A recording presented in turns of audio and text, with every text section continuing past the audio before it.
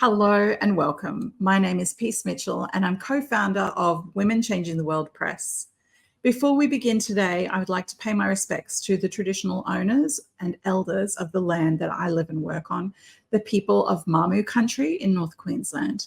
And I would also like to pay my respects to traditional owners and elders right across Australia and the Torres Strait.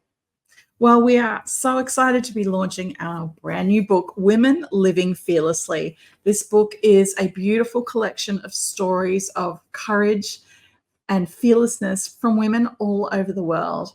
And today I have a very special guest joining me, one of my fellow co-authors, Bethany Chambers. Please join me in making her very welcome.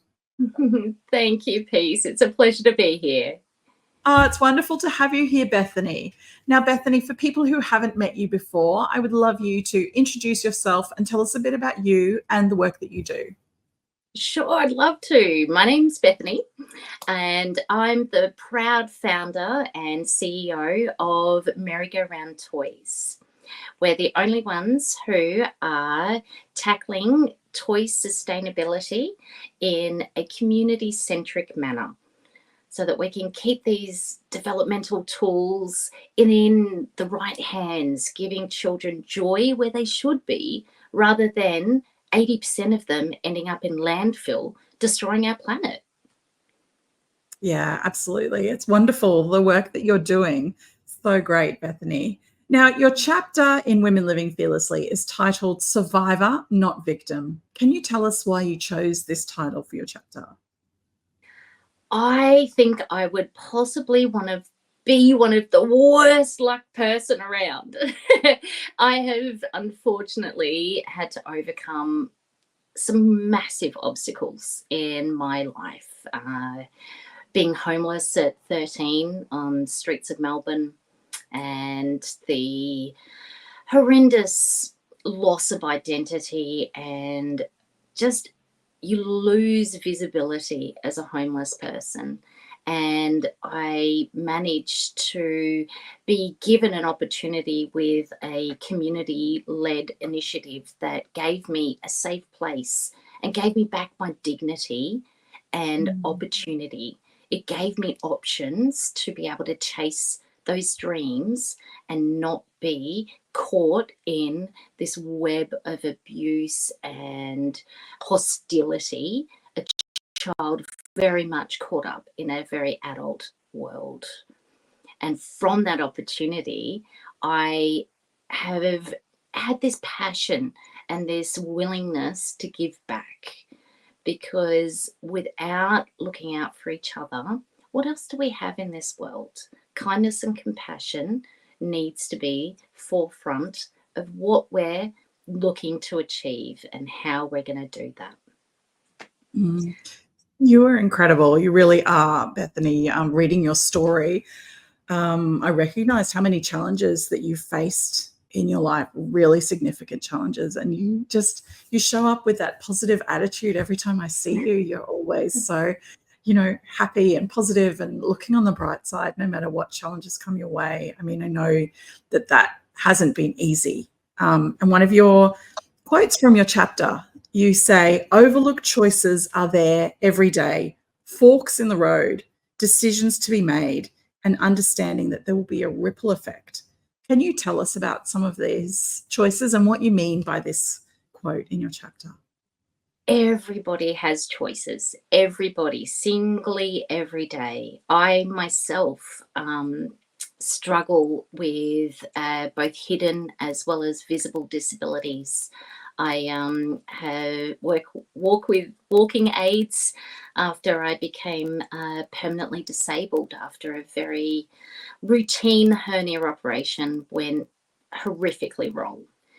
And I had the choice to drag myself out of those ashes of my former self, and a bit like a phoenix, redefine who I was, re-evaluate who and what is important to me, because I was stripped of those opportunities. I was living my dream career as a police officer, truly making a difference to my community, and then that disappeared.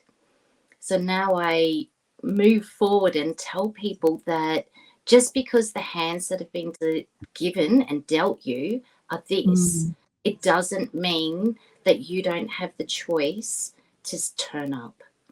Every day I am in pain. It never, ever goes away, and it's exhausting. But I choose to turn up. I choose to put a smile on my face because I know that the alternative is far starker. And it may not be immediate that you see these changes in your choices and your decisions, but every choice has consequences. You're absolutely incredible, Bethany. You're such an inspiration. You know, the things that you've faced and overcome, and you continue to keep going and dreaming bigger. But you talk about in your chapter the fact that volunteering has been really a very positive impact on your life. You say volunteering provided friendship, kindness, a sense of belonging, and importantly, a purpose. So there's been different times in your life that you've found volunteering to help you. Can you tell us about why volunteering is so special to you? Volunteering, it's that true decision to give your time, give your skills, give what you have to offer to benefit not you, but the wider community. And I think it takes a really special kind of person to go step back and go, this isn't about me. This is a bigger audience, and this is a wider contribution that I can be making. And volunteers get things done. They make the absolute difference, especially in times of need. And I'm grateful for having that pseudo family when my own flesh and blood weren't always there for me. They were. They're a special type of individuals. And my beautiful husband, I'm very pleased to have met him during our service with the State Emergency Service. And he too shares our passion together that we both combined, given over 35 years, yes, we're old, service to our communities in various forms. It's changed over the years and as our life and needs have changed, but we've now happily got our own charities that we're supporting, being Houses of Hope, which are providing affordable housing for local families, including 14 children so far that have been housed, and also our beautiful men's shed who are making connection through skill base and sharing. So yes, we're coming to them with a problem like a broken toy, but through that solution process, well-being and emotional regulation is also being offered for our mature residents, which have been forgotten about a little bit. Men especially are really hard at looking after themselves and hard on themselves. So these gender opportunities to mix with like-minded people is so important to them, especially in the post-COVID landscape that we're in. Yeah, absolutely. Absolutely. So you talk about in your chapter Alexis. Can you tell us who Alexis is, the role Alexis plays, and how you handle Alexis? Alexis is a pain in my behind. Alexis is that little inner voice that comes in and tells you that you're not good enough, that you're not worthy, that why on earth are you dreaming big? You don't belong there. You get back in your box. But she's wrong. And it took me a long time to work that out, that she's my inner voice, my inner fears. but she doesn't control me. She did for a while, and I needed that. I needed to break down to find who I was again. And I'm thankful for Alexis for doing that. She nearly broke me, but she didn't. And I am stronger for it, and wiser and kinder to myself, especially.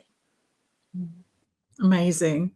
Amazing, amazing. I think so many women are, we're impacted by that voice of the inner critic, our inner Alexis, or whoever it might be who's chattering away to us. And it can stop women from living fearlessly and, doing big things with their lives. So I think it's so important that we recognize that and we talk about it. And in your chapter, I love that you named her and you talked about your journey with Alexis and how you've overcome those doubts and fears to go on to do big things. And one of those big things that you do is the launch of merry-go-round toys. So can you tell us about merry-go-round toys and why you're so passionate about this? First and foremost, I'm a mum. I know the importance that toys play for children. It's not just that 5 minutes of peace that mum and dad desperately need.